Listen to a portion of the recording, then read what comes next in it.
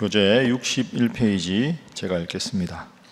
바울은 죄와 영적 죽음의 상태에 있던 이방인 성도들이 하나님의 은혜로 구원받았음을 말합니다. 과거 이방인 성도들은 모두 죄로 인해 영적 죽음의 상태에 처해 있었으며 본질상 하나님의 진노의 대상이었습니다. 그러나 긍휼이 많으신 하나님께서 이들을 사랑하심으로 영적 죽음에서 소생시키시고 승천하신 그리스도와 함께 영광에 참여할 소망을 주셨습니다. 이어서 바울은 예수 그리스도의 십자가에 대해서 조금 더 깊이 설명합니다. 예수님께서 십자가에서 수평적으로는 유대인과 이방인을 가로막고 있던 율법의 담을 허물어 버렸으며 수직적으로는 하나님과 인간의 관계를 가로막고 있던 죄의 장벽을 허물어 버렸습니다. 그리고 유대인과 이방인이 한 성령 안에서 하나님 아버지의 한 가족이 되었습니다. 아멘.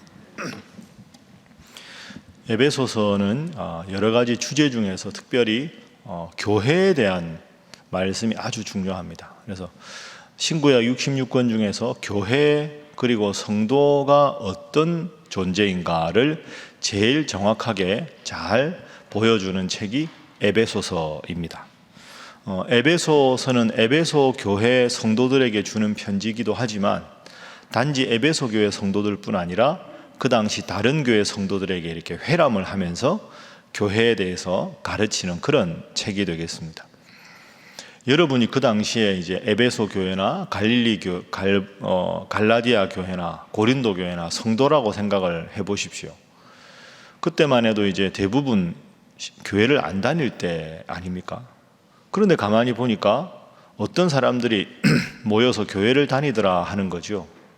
교회를 다니는 사람을 바라보는 세상 사람들이나 교회를 다니고 있는 성도들도 그냥 우리가 예를 들어서 등산 동호회가 있고 바둑 동호회가 있고 이런 식으로 저 사람들은 그냥 예수라는 사람을 따르기 위해서 그냥 이렇게 자기들끼리 일주일에 한번 모여서 예배라는 걸 드리는구나. 별 대수롭지 않게 세상 사람들도 바라보고 성도들도 바라보고 그럴 거 아닙니까? 교회가 크게 이렇게 세계적이지 않으니까. 그것에 대해서 어제 본문 바울이 1장에서 그게 아니다.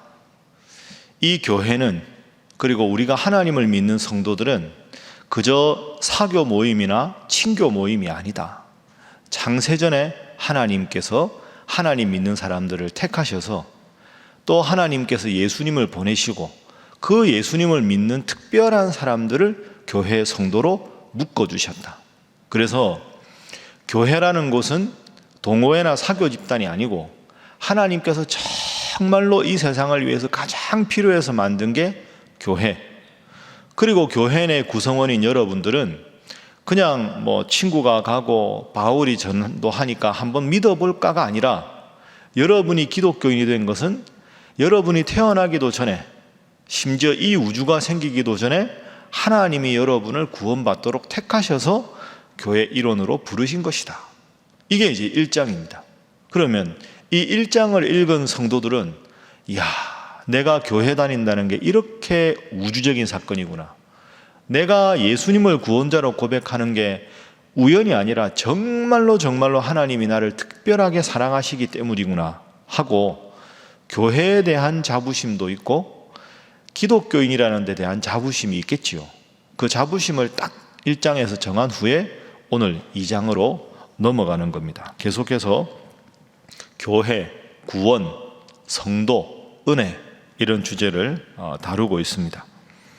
자, 오늘 본문의 8절 말씀 한번 보겠습니다. 8절.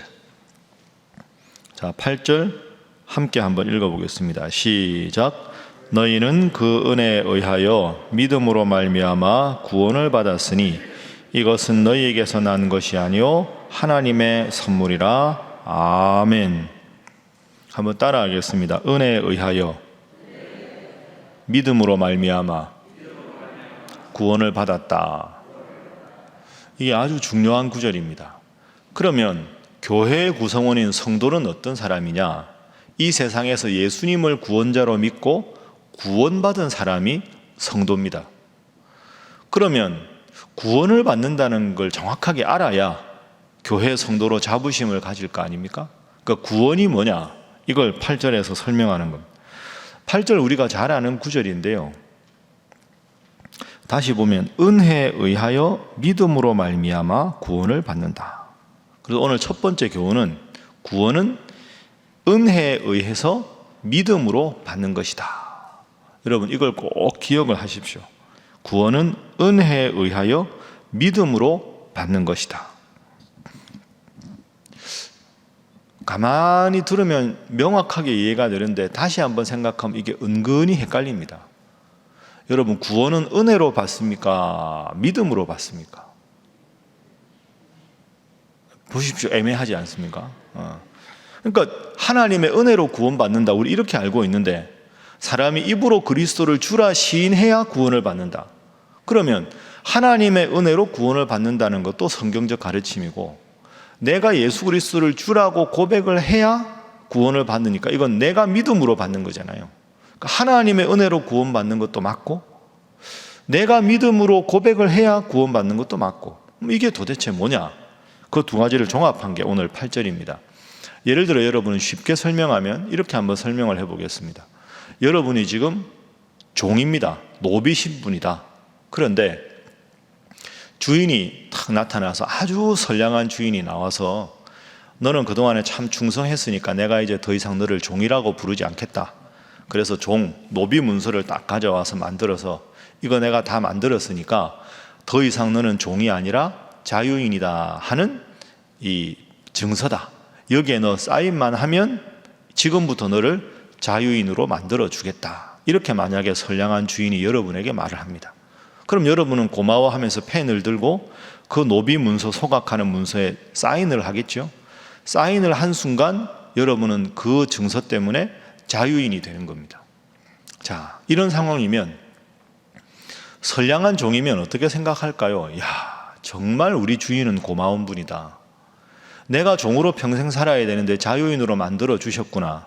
내가 지금부터 자유인이 된 것은 전적으로 이 주인님의 은혜다. 이렇게 보는 게 맞는 겁니다.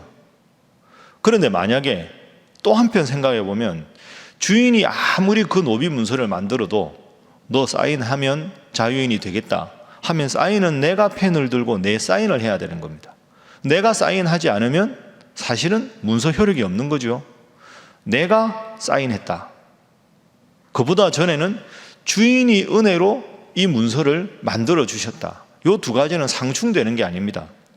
자, 다시 구원으로 생각해 보겠습니다. 하나님께서 예수님을 보내셔서 그분을 믿으면 누구나 구원받게 하셨습니다.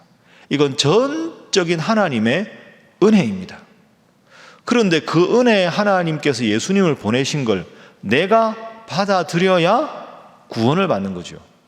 예수님을 믿는 사람은 누구나 구원을 받지만 믿지 않는 사람도 지금 현재 많이 있지 않습니까? 그래서 이 두 가지가 상충되는 게 아니라 방금 노비 문서 말씀드린 대로 정확하게 생각하면 이건 정말 주인의 전적인 은혜입니다. 내가 한 건 사인밖에 없습니다. 그런데 주인한테 내가 사인했으니까 내가 잘했다. 그러면 안 되는 거죠. 그래서 구원은 근본적인 것은 하나님의 은혜입니다. 그런데 그 하나님의 은혜를 내가 감사로 받아들였기 때문에 구원을 받은 거죠. 그래서 그게 8절입니다. 다시 따라합니다. 은혜에 의하여 믿음으로 말미암아 구원을 받았다. 그런데 여러분, 근본적인 건 내가 아무리 사인해도 노비 문서를 주인이 안 만들어주면 안 되는 거 아닙니까? 그래서 그 다음에 이것은 하나님의 선물이다. 이렇게 나오는 거죠. 그래서 신학적으로 말하면 구원의 근본적인 원인은 하나님의 은혜입니다. 그 하나님의 은혜를 내가 받아들임으로 구원을 받는 거죠.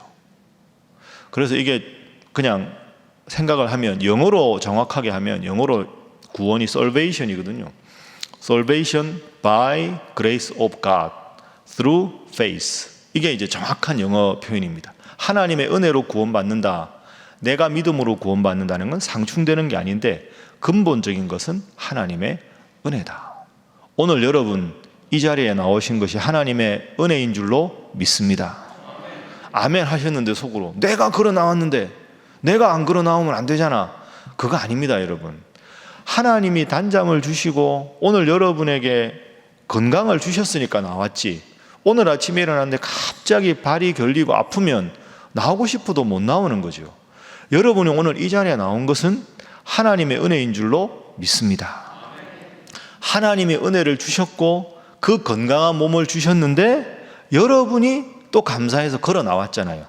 그러니까 하나님의 은혜로 건강을 주신 게 근본적인 것이고 내 발로 걸어 나온 것도 나의 고백 때문이니까 이렇게 생각하면 구원의 문제를 정리할 수 있겠습니다. 평생 이 구원의 은혜와 감격 가운데 살아가시는 여러분 모두가 되시기를 주님 이름으로 축복합니다.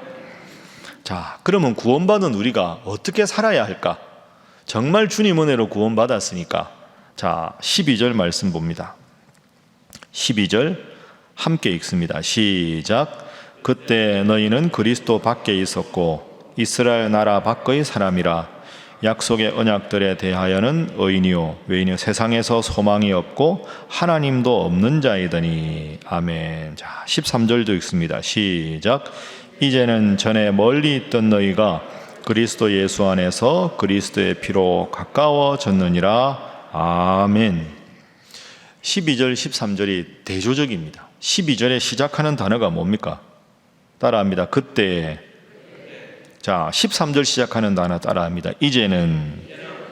그러니까 그때 하는 거는 여러분이 예수님 믿기 전에, 그래서 그때는 예수님 바깥에 있었다.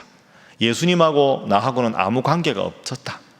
이제는 예수님을 구원자로 믿으니까 13절 말씀에 보면 예수님의 피로 각 교회 성도들이 다 예수님을 구원자로 고백하니까 가까워졌다 하는 겁니다. 그때, 이제는. 그때는 예수님과 관계가 없으니까 성도들과도 아무 관계가 없었는데 이제 예수님을 구원자로 고백하니 예수님이 교회의 머리시니까 온 에베소 교회 성도들이 한 가족이 되었다. 그때, 이제는. 그래서 새 사람이 되라 하는 게 주제가 되는 거죠. 자, 16절 말씀도 읽습니다. 시작. 또 십자가로 이 둘을 한 몸으로 하나님과 화목하게 하려 하심이라. 원수된 것을 십자가로 소멸하시고. 아멘. 한 몸이 되었다. 그래서 두 번째 오늘 본문의 교훈은 구원받은 우리는 새 사람이 되어야 한다 하는 것이 교훈입니다. 그때는 관계 없었는데 이제는 주님이 구원자니까 우리 모두가 한 가족이다 하는 거죠. 그래서 16절에 화목, 화평 이런 단어가 있는 겁니다. 그때, 이제는 이게 참 중요한데 예수님을 믿으면 변화가 돼야 되는데 그때나 지금이나 이러면 이게 문제가 되는 거죠. 그때, 그러나 지금은 달라졌다. 주님 믿고 새 사람이 되어야 한다. 여러분은 그때나 지금이나 십니까? 그때, 지금은 이십니까? 잘 생각하시고 구원받은 우리가 그 은혜에 늘 감사하면서 하루하루 주님 안에 더 성숙한 변화받은 신앙인 되시기를 주님 이름으로 축복합니다.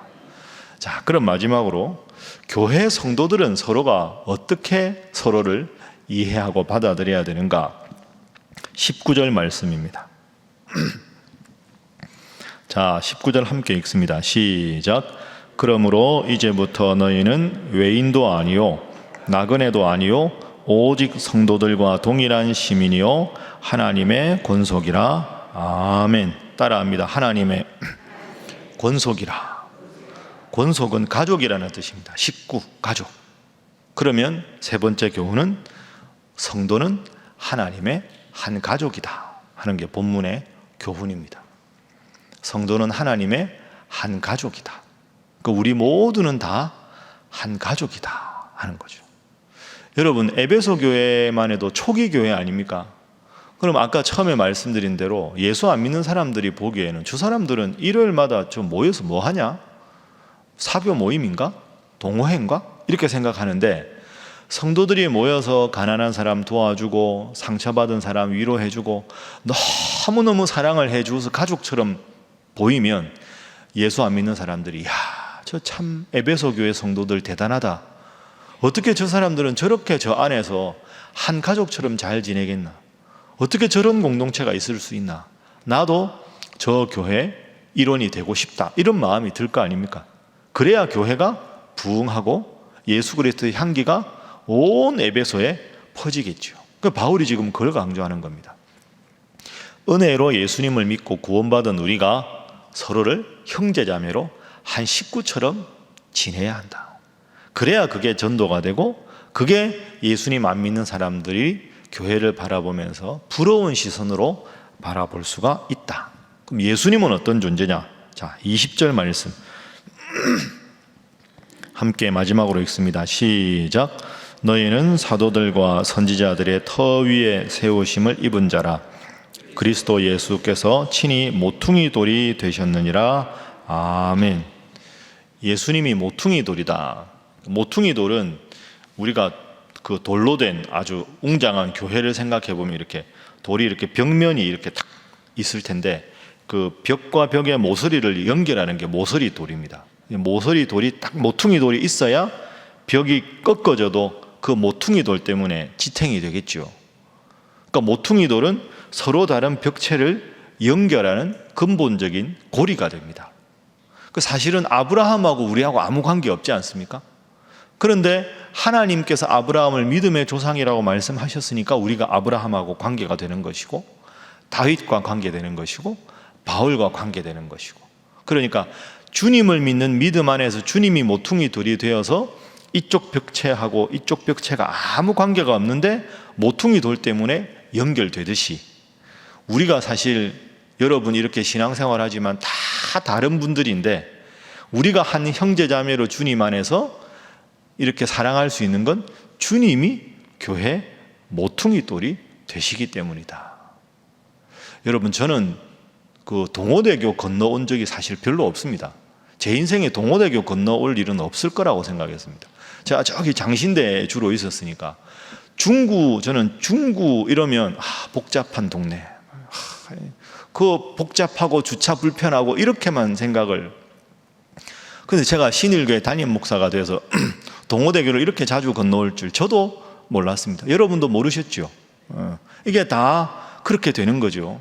그러니까 오늘 우리 새벽기도 나오신 분들, 여러분이나 저나 여러분들끼리나 전혀 직업도 다르고 가치관도 다른데 우리가 주님 안에 한 가족이 되고, 또 우리 신일교회 성도가 아니셔도 교회 가까이 살아가셔서 새벽기도 나오는 분들하고도 한 가족이 되는, 이게 사실 기독교 신앙 아니고 뭘로 설명하겠습니까?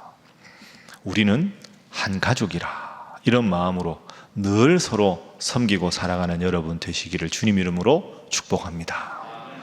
오늘 이 세 가지에 제가 여러분들에게 꼭 기도 부탁 계속 드리지만, 이번 주일에 있는 항존직 선거를 위해서도 꼭 기도해 주십시오.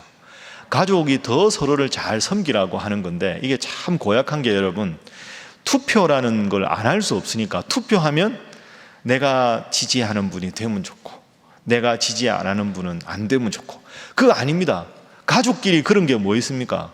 가족끼리는 누가 돼도 기도하고 누가 안 돼도 격려하고, 그러면서 다 수고한 분들 박수 쳐주고 후보자들 위해 기도하고 결과에 관계없이 서로 사랑하고, 그게 가족이지요.